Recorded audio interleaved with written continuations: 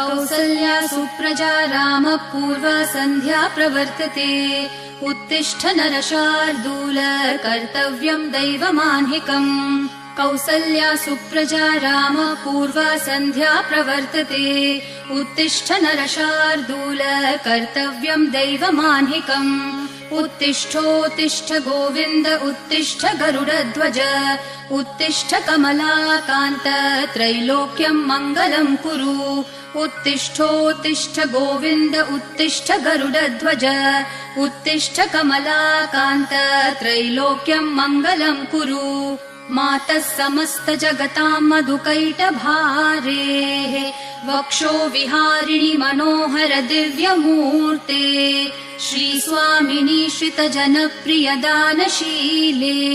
श्रीवेङ्कटेश दयिते तव सुप्रभातम्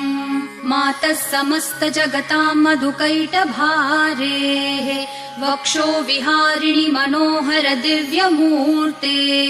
श्रीस्वामिनि श्रितजनप्रिय दानशीले श्रीवेङ्कटेश दयिते तव सुप्रभातम् तव सुप्रभातमरविन्दलोचने भवतु प्रसन्नमुखचन्द्रमण्डले विधिशङ्करेन्द्रवनिताभिरर्चिते वृषशैलनाथ दयिते दयानिधे अत्र्यादिसप्तऋषयः समुपास्य सन्ध्याम् आकाशसिन्धुकमलानि मनोहराणि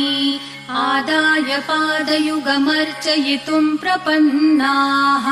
शेषाद्रिशेखर विभो तव सुप्रभातम् पञ्चाननाब्ज भव षण्मुखवासवाद्याः त्रैविक्रमादिचरितम् विबुधास्तुवन्ति भाषापतिः पठति वासरशुद्धिमारात् शेषाद्रिशेखर विभो तव सुप्रभातम् ईषत्प्रफुल्ल सरसीरुहनारिकेलपूगद्रुमादिसुमनोहर पालिकानाम् आवाति मन्दमनिलः सह दिव्यगन्धैः शेषाद्रिशेखर विभो तव सुप्रभातम् उन्मील्य नेत्रयुगमुत्तम पञ्चरस्था पात्रावशिष्ठ कदलीफलपायसानि भूत्वा सलीलमथ केलिशुकाः पठन्ति शेषाद्रिशेखर विभो तव सुप्रभातम् तन्त्री प्रकर्ष मधुरस्वनया विपञ्च्या गायत्यनन्तचरितम् तव नारदोऽपि भाषा समग्रमसकृत्करचार रम्यम् शेषाद्रिशेखर विभो तव सुप्रभातम् भृङ्गावली च मकरन्दरसानुविद्ध झनकार गीतनिनदैः सह सेवनाय निर्यात्युपान्त सरसी कमलोदरेभ्यः शेषाद्रिशेखर विभो तव सुप्रभातम् योषागणेन वरदग्निविमथ्यमाने घोषालयेषु दधिमन्थन तीव्रघोषाः रोषात् कलिम् वदधते ककुभश्च कुम्भाः शेषाद्रिशेखर विभो तव सुप्रभातम् पद्मेशमित्रशतपत्रगतालिवर्गाः हर्तुम् श्रियम् कुवलयस्य निजाङ्गलक्ष्म्या भेरीनिनादमिव बिभ्रति तीव्रनादम् शेषाद्रिशेखर विभो तव सुप्रभातम् श्रीमन्नभीष्टवरदाखिललोकबन्धो श्री श्रीनिवास जगदैकदयैकसिन्धो श्रीदेवतागृहभुजान्तर दिव्यमूर्ते श्रीवेङ्कटाचलपते तव सुप्रभातम् श्रीमन्नभीष्टवरदाखिललोकबन्धो श्री श्रीनिवास जगदेकदयैकसिन्धो श्रीदेवतागृहभुजान्तर दिव्यमूर्ते श्रीवेङ्कटाचलपते तव सुप्रभातम् श्रीस्वामी पुष्करिणिकाप्लवनिर्मलाङ्गाः श्रेयोर्थिनो हरविरिञ्च सनन्दनाद्याः द्वारे वसन्ति वरवेत्रहतोत्तमाङ्गाः श्रीवेङ्कटाचलपते तव सुप्रभातम्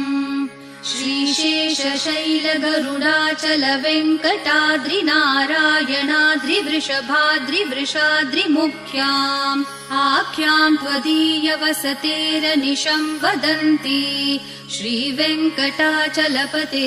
तव सुप्रभातम् सेवापरः शिवसुरेश कृशानुधर्म रक्षोऽम्बुनाथ पवमानधनाधिनाथाः बद्धाञ्जलि प्रविलसन्निज शीर्षदेशाः श्रीवेङ्कटाचलपते तव सुप्रभातम् घाटेषु ते विहगराज मृगाधिराज नागाधिराज गजराज हयाधिराजाः स्वस्वाधिकारमहिमाधिकमर्थयन्ते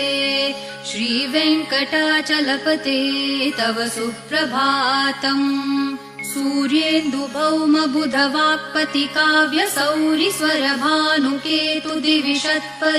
सूर्येन्दुभौमबुधवाक्पतिकाव्यसौरिस्वरभानुकेतुदिविषत्परिषत्प्रधानाः त्वद्दासदासचरमावधिदासदासाः श्रीवेङ्कटाचलपते तव सुप्रभातम् त्वत्पादधूलिभरितस्फुरितोत्तमाङ्गाः स्वर्गापवर्गनिरपेक्षनिजान्तरङ्गाः कल्पागमाकलनयाकुलताम् लभन्ते श्रीवेङ्कटाचलपते तव सुप्रभातम् त्वद्गोपुराग्रशिखराणि निरीक्षमाणाः स्वर्गापवर्गपदवीम् परमाश्रयन्तः मर्त्या मनुष्यभुवने मतिमाश्रयन्ते श्रीवेङ्कटाचलपते तव सुप्रभातम् श्रीभूमिनायक दयादिगुणामृताब्धे देवाधिदेव जगदेक शरण्यमूर्ते श्रीमन् अनन्त गरुडादिभिरर्चिताङ्घ्रे श्रीवेङ्कटाचलपते तव सुप्रभातम् श्रीपद्मनाभ पुरुषोत्तम वासुदेव वैकुण्ठमाधव जनार्दन चक्रपाणे श्रीवत्सचिह्न शरणागत पारिजात श्रीवेङ्कटाचलपते तव सुप्रभातम् कन्दर्पदर्पहर सुन्दर दिव्यमूर्ते कान्ताकुचाम्बुरुह कुड्मललोल दृष्टे कल्याण निर्मल गुणाकर दिव्यकीर्ते श्रीवेङ्कटाचलपते तव सुप्रभातम् मीनाकृते कमठकोल नृसिंह